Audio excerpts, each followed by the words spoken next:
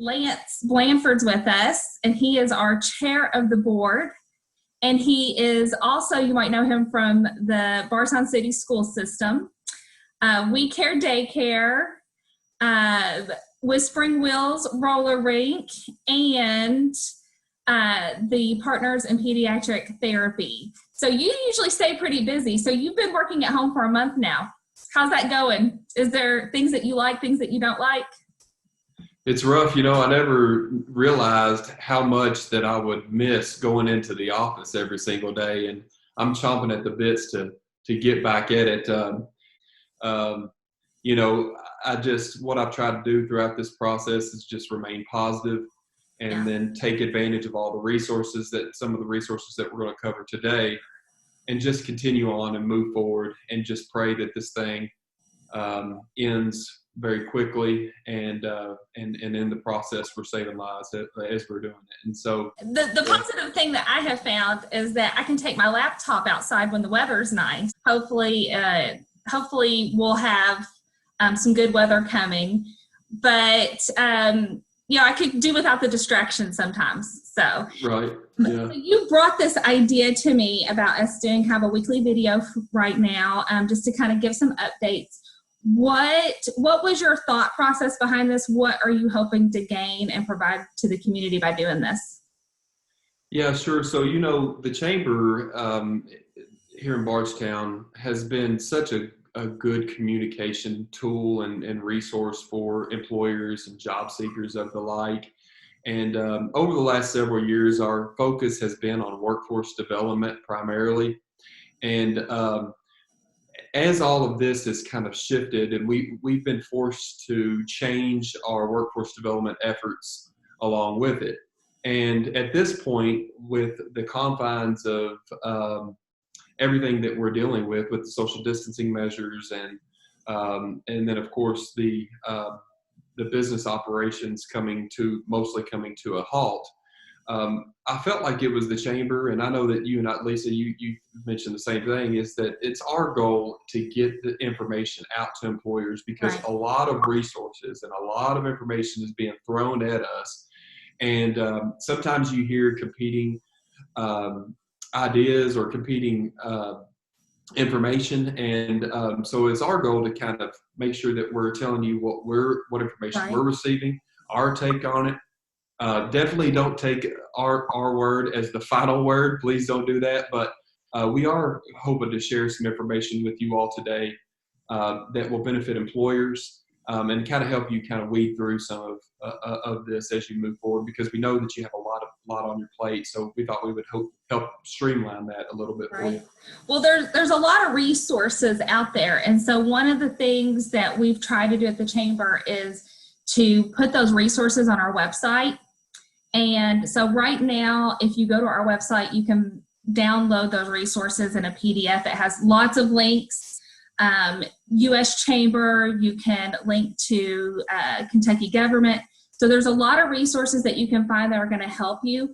One of the things that we also have is a shopping and resource guide, and we're trying to keep that up to date quite frequently. And so one of the things that we're also trying to do is just try to get that information out to our membership.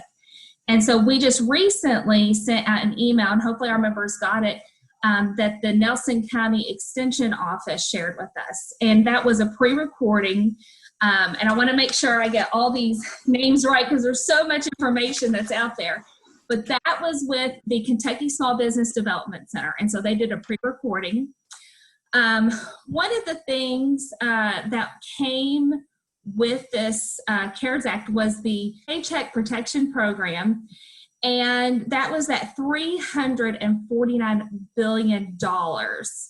And it looks like that money has run out, but they are looking at putting another $250 billion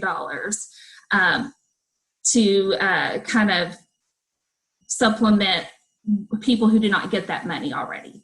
So I had jumped on a call with the U.S. Chamber of Commerce. They had a National Small Business Town Hall meeting, and what they said is that to seek the advice of your lender and your bank, and and that some lenders are still taking applications so that when that money is freed up. Yeah, and I will tell you, I was able to complete the PPP application and get the funds processed. And for those employers out there who think that it might be a little bit of a daunting task or something that's going to be really difficult to navigate through, it was not. We're fortunate in this community to have local banks that are very supportive of that, and so I would encourage you to lean on them at this time, and they will help you navigate through all of that red tape. There's really not that much. I think that the goal of the federal government on this was just to get the money into the hands of the businesses that need it the most, and I feel like that they've done a really good job of streamlining that and making it as efficient as possible. So one of the things that people may not have taken advantage of the Paycheck Protection Program is because they've had to lay people off or people have had to file unemployment. And you had shared with us a guide for unemployment for employers. Can you tell us about that?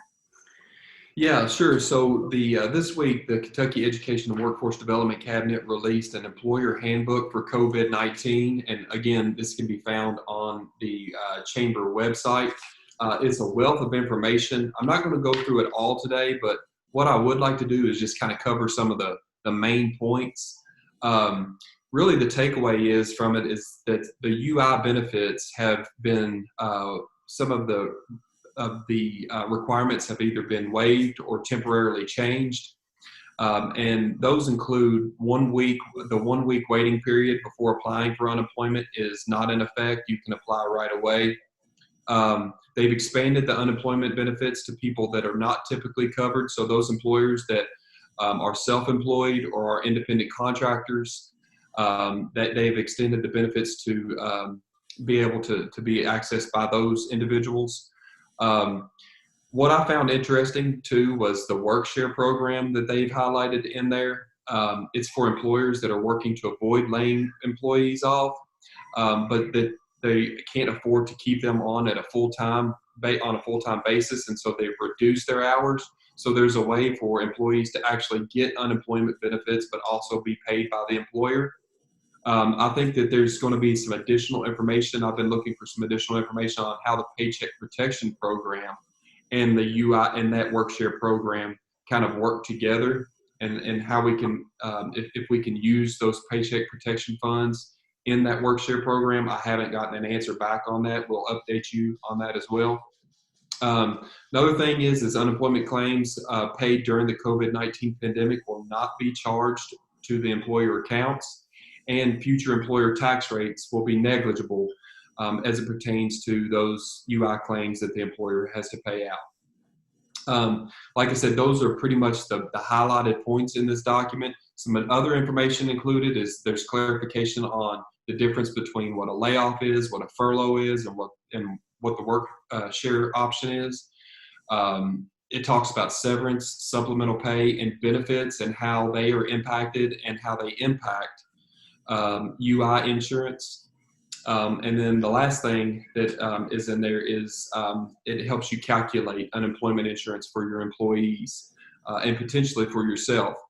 On that note, I will say that I have heard that the Workforce and Education Cabinet is encouraging everyone to apply for these unemployment insurance benefits, because the requirements, again, they've changed so much based on traditional compared to traditional unemployment benefits, that if you are an employer and your business was shut down, you may be eligible for unemployment insurance under that. So I would encourage everyone to apply for that and let them tell you no.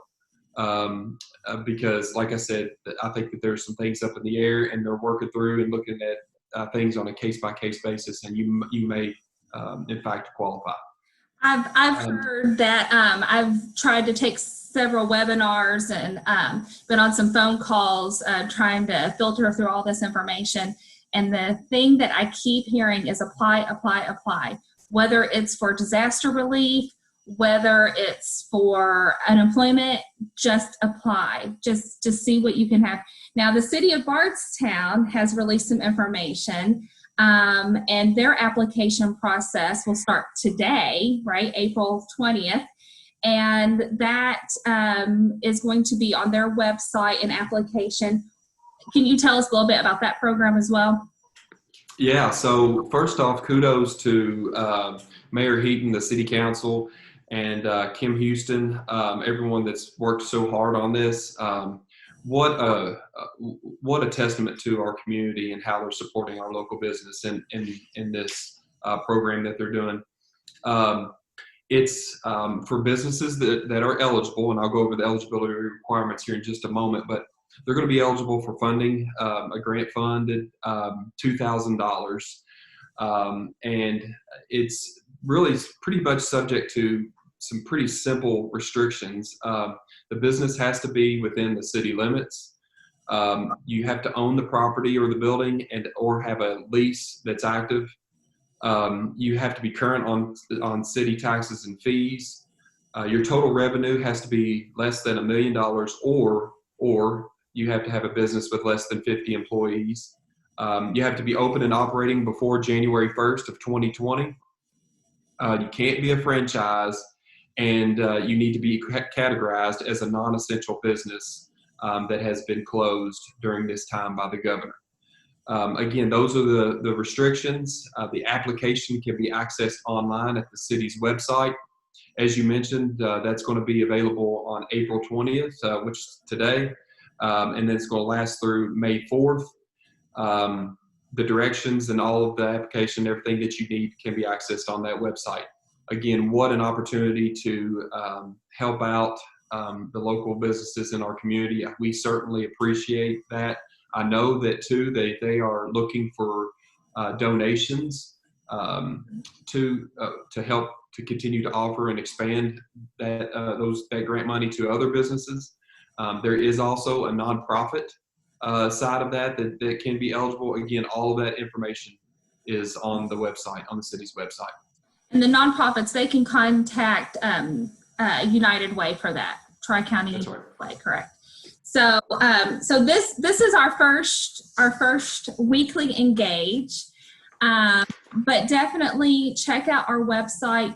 There are also on our event page, there are some information on webinars. There are 2 that are coming up, and they're both free. You can watch them from your house.